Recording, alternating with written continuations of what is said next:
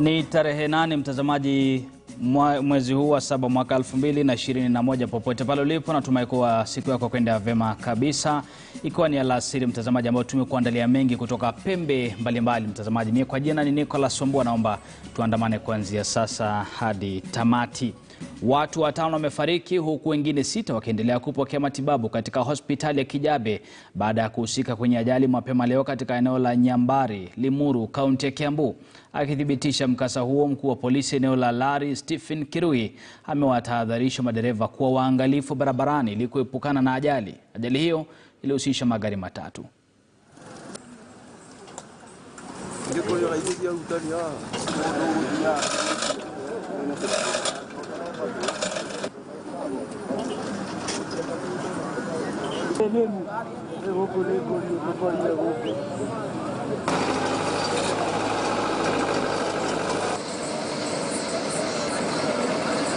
Kuna Nissan ilikuwa na pepa. Sasa ikapepa na ikaingia barabara kama vile nimekaribia. Funga brake, nikaifikia. Nika lose control, nikakutana na gari ambayo ilikuwa inatoka Nairobi kielekea Nakuru. Na hapo sasa lori nikaanguka. Hewa sio nzuri, kuna unyevu na pia barabara ni terezi, kwa hivyo tungeomba madereva waweze kuzingatia kuenda polepole na wazingatie sheria za barabarani na ili waweze kupunguza ajali za barabarani. Kwingineko, zoezi la kuwatafuta makamishna wanne wa IEBC limeendelea kwa siku ya pili hii leo. Waliohojiwa na jopo hilo la uteuzi ni Caroline Njeri Ng'ang'a, Catherine Mushiru Kamido na Cecilia Ngoyoni. Nafasi hizo zilisalia wazi baada ya makamishna kujiuzulu baada ya uchaguzi mkuu mwaka 2017. Tusikilize kwa kifupi tu jinsi mahojiano hayo yalivyoendelea. So earlier I had mentioned that the real skill, and I'm multifaceted. I have training in finance. I also have training in alternative dispute resolution. Primarily for me, when I look at the things that IEBC needs to do and the history of how IEBC in the past has conducted elections, the thing that I would probably bring most to the table in addition to the others would be my skills in ADR, alternative dispute resolution, and to instill it as part of the DNA of the organization. To just know that everybody, the commissioners and the management team as well, see ADR as the primary way of resolving disputes. Hopefully that can help us to have calmer elections and relations with the players, the parties to our work as IEBC. Secondly, we are an organization. IEBC is an organization like any other.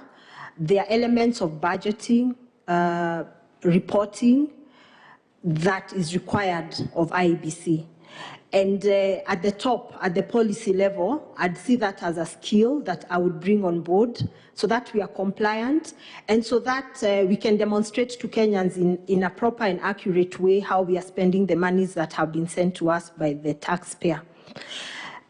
Then from there, my experience in just being at the policy level of organization and the dynamics, the corporate governance dynamics that come with that. While the IEBC case is special because the commissioners are also full-time employees of the organization, just that experience in how it works currently in the work I am doing with Tourism Fund and how it would work and how we avoid conflicts that may arise from the structure and the corporate governance of the organization.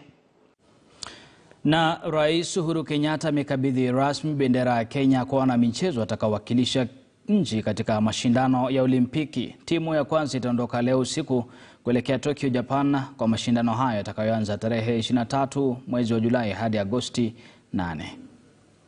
We shall have a representative picture of the whole team going to the Olympics, so it shall not be your usual everybody in that particular picture, so you shall bear with us. And then immediately we finish that, we shall have, I'll ask a couple of the people in front to fall out, and then I shall call up our supporters, our sponsors, who shall come up. We shall first have, at that particular point, Safaricom, take a picture, go back, and then we shall have EABL, take a picture, go back, and then we shall also request the Japanese ambassador to join us at that last end. And at the very tail end, we shall bring in Mr. Honorable Macau and Honorable Sakaja, who shall represent the Bunge. So give us a few minutes. Washikadau katika sekta ya kahawa sasa wanalitaka bunge kujumuisha miswada yote iliyo mbele yake kuhusu uimarishwaji wa sekta hiyo. Akizungumza kupitia muungano wa vyama vya wakulima wa kahawa mjini Nakuru, wamesema kuwa baadhi ya marekebisho yanayofanywa huenda yakaathiri vibaya sekta hiyo ya kilimo badala ya kuimarisha. Wanasema kuwa sheria kama ile ya kuwazuia viongozi wa vyama kushika hatamu za uongozi kwa mihula miwili pekee pamoja na pendekezo la kuwalipa wakulima moja kwa moja zitadhoofisha sekta hiyo hata zaidi. We recommend that direct payments should not be done to individual farmers since it may allow for mobile wallet money frauds. The DSS cannot work directly with the farmer in exclusion of the bodies registered in subsection 8. If farmers are paid direct, the societies may not be able to recover a debt arising from ad funds for farm inputs and other services. We have been at the level of 20, and that was a maximum. If the performance of the society is good, they could charge 10. Because there's nothing that is going to be left. So these are the areas we are moderating.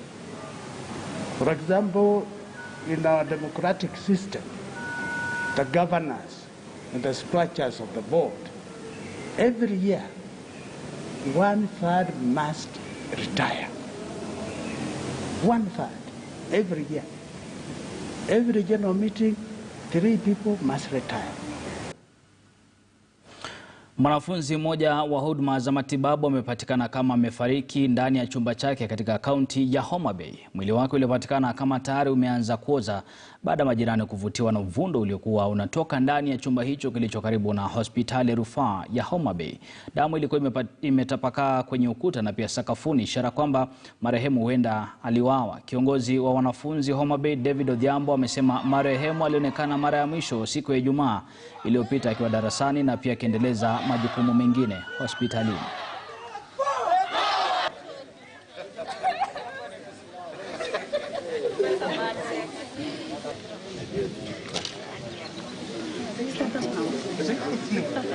No one deserves death. No one deserves death. No one deserves to die in the way our sister died.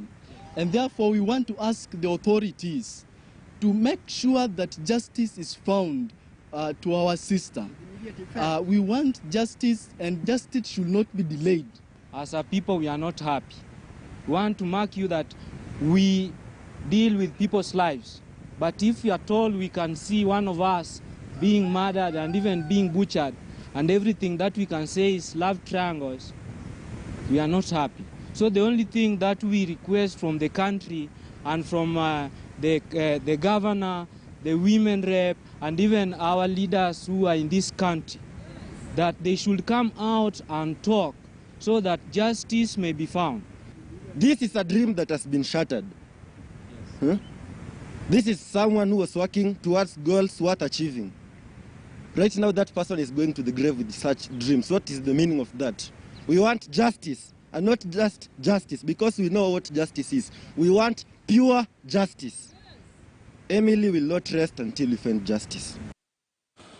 Kwingineko, serikali ya Ufaransa imetoa zaidi ya dozi 180,000 ya chanjo za AstraZeneca kwa taifa. Chanjo hiyo ilitolewa kupitia mfumo wa COVAX na kusafirishwa nchini kupitia shirika la umoja wa kuhudumia watoto yani UNICEF. Chanjo hizo ziliwasili nchini usiku wa kuamkia Alhamisi na kupokelewa na mwenyekiti wa jopo kazi la chanjo nchini, Daktari Willis Halwale, na mwakilishi wa UNICEF Maniza Zaman.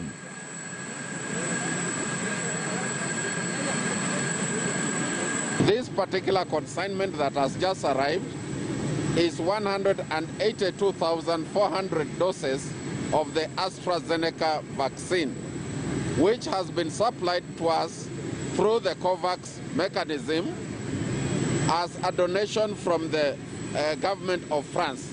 The French government has graciously given us these doses.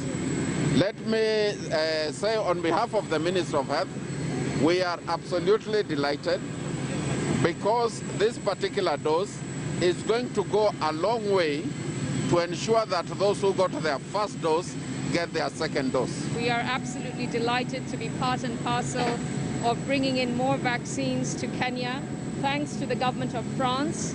I think it's important to also state that Kenya is doing extremely well in terms of its vaccination drive. And we are delighted that we are seeing more countries donate vaccines so that we can reach vaccine equity. Familia moja eneo la Thika, kaunti ya Kiambu inahangaika kumtafuta mwana wao ambaye ni mwanafunzi wa kidato cha kwanza na ambaye alitoweka miezi miwili iliyopita. Msichana huyo anajulikana kama Cecilia Wangari mwenye umri wa miaka 15. Alionekana kwa mara ya mwisho nyumbani kwa shangazi yake mnamo tarehe 1 mwezi wa Mei.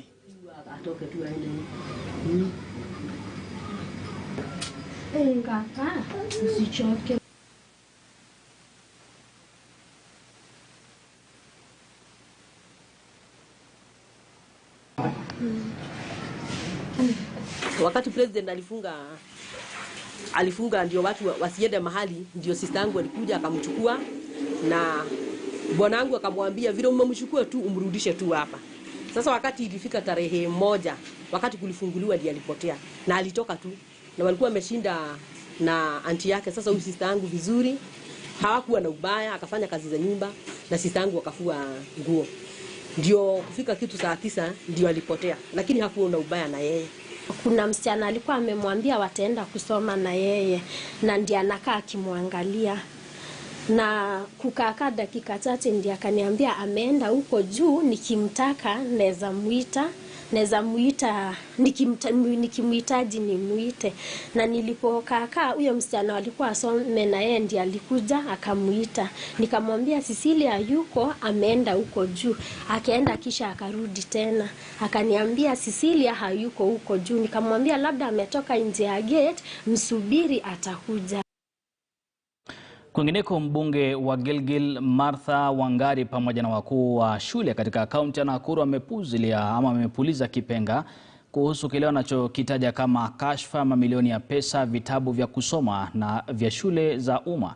Kulingana na mbunge huyo pamoja na walimu hao wakuu, shule za umma zilisambaziwa vitabu vingi vya kusoma kuliko idadi iliyokuwa inahitajika. Wangari amesema atawasilisha hoja bungeni ili waziri wa elimu aweze kuhojiwa na kufafanua zaidi kuhusiana na dosari hiyo. Haya yanajiri wakati imebainika kwamba serikali ilipoteza mamilioni ya pesa kupitia kufadhiliwa kwa shule hewa na mgao wa serikali. Wizara ya Elimu lazima ikue wazi na iweke wazi kwa hii elimu scholarship ambayo inatolewa na serikali. Watoto wangapi wa kila constituency wanapata kukua wamehifadhiwa na hiyo elimu scholarship. Sababu kama hapa Gilgil hatujaiona, tunataka kujua wamechukua watoto wangapi katika kaunti hii, katika constituency hii. Na la pili, najua umeona nikipatia mashule zetu za sekondari. Nimezunguka mwezi huu katika mashule za sekondari, na kama kuna kashfa ambayo itakuwa ikitetemesha nchi. Wacha hivyo, juzi tumesikia kwamba wametuma pesa kwa mashule gushi ama ambayo ni ghost schools. Kwa saa hii ukienda mashule mengi unapata vitabu vimejaa kwa makatoni, vimejaa kwa madawati, sababu hata space hakuna. Wanaleta watoto ni 40, wanaleta vitabu 100. Na ile capitation ambayo inatoka kwa Wizara ya Elimu unapata ni kama 22,000. Ile inafikia shule, tuseme kwa tuition account, unapata ni kama 200, 300. Saa nyingine unapata shule inakuwa retained yote sababu imenunua vitabu ambazo hazihitajiki. Tunataka kwamba tujue hii mambo ya printing ya vitabu ni kuleta ufisadi Nairobi. Yote imerudi Nairobi. Unapata shule haina pesa ya kununua hata chalk, haina pesa ya kununua exercise book, haina pesa ya kununua kemikali za laboratory. Wanakuwa na ugumu sana katika kuendeleza shule. Kwa hivyo tunataka waziri ama wizara hiyo, Waziri Magoha, akuwe akija wazi aseme ni pesa ngapi zinatumika kwa vitabu. Mtazamaji, unafahamu kwamba wasichana 2 kati ya 5 katika kaunti ya West Pokot hawana uwezo wa kupata taulo za hedhi. Jambo hili mtazamaji limesababisha 60% ya wasichana kusitisha masomo yao. Kulingana na baadhi ya mashirika yasiyo serikali, wasichana wengi katika jamii za wafugaji hupitia hali ngumu wakati wa hedhi, huku jamii ikiwatenga na kuwadhalilisha.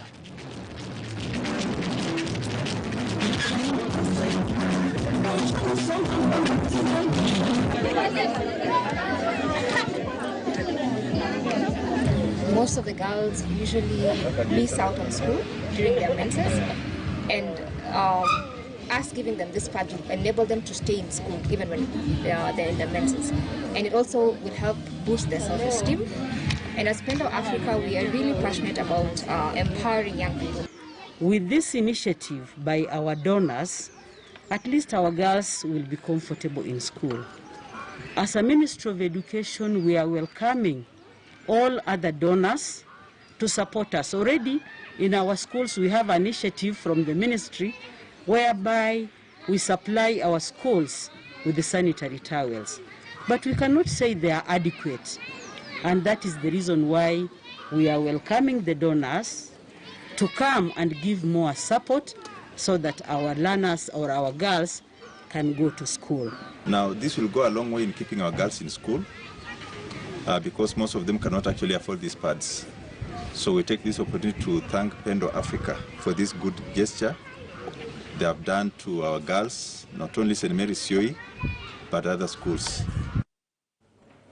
Baada ya wakazi wa Turkana kulalamikia uhaba wa dawa na vifaa vingine vya matibabu katika hospitali ya rufaa ya Lodwar, sasa hospitali imepokea dawa za kima cha shilingi milioni 59. Katika muda wa mwezi mmoja uliopita, wagonjwa waliofika katika hospitali ya rufaa ya Lodwar kutafuta huduma za matibabu walilazimika kwenda kununua dawa kwenye maduka ya dawa nje ya hospitali hiyo.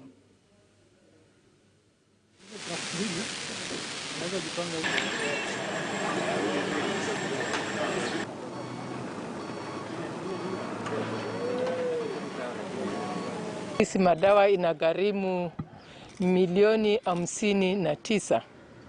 Ndio tumepokea siku ya leo, ina bridge the gaps ile tulikuwa nayo ya madawa hapa Turkana, na sinaenda kwa all the sub county, the 7 sub counties ya Turkana. Na ile kitu ya muhimu sana ile tulikuwa tumemiss kitu kama gloves, tumepokea gloves totaling yote 10,000 gloves. Na hii itatupeleka kwa miezi 5 tena zingine kabla tujaanza hiyo request dawa zingine, gloves zingine na madawa mwezi wa 9. Meds actually has been working in hand in hand with KEMSA even during UHC, so that we ensure all the drugs are available. So that has also led to us forming the Medicines and Therapeutics Committee. The Medicines and Therapeutics Committee are going to ensure that all our clinicians will only prescribe drugs that are in the essential list. Because if you prescribe something that is not in the essential list, it will lead to a patient going outside, using their money out of pocket to buy drugs, which is actually expensive, and will not be supporting the UHC. And all these drugs will be distributed to the last dispensary. So our distribution point will be sub-county hospitals. Unaendelea kutazama taarifa za MBIU ya KTN. Mtazamaji, napata mapumziko mafupi tu, muda si mrefu nitakuwa narudi nikupashe na mengi ambayo tumekuandalia. Hivyo basi naomba usiondoke.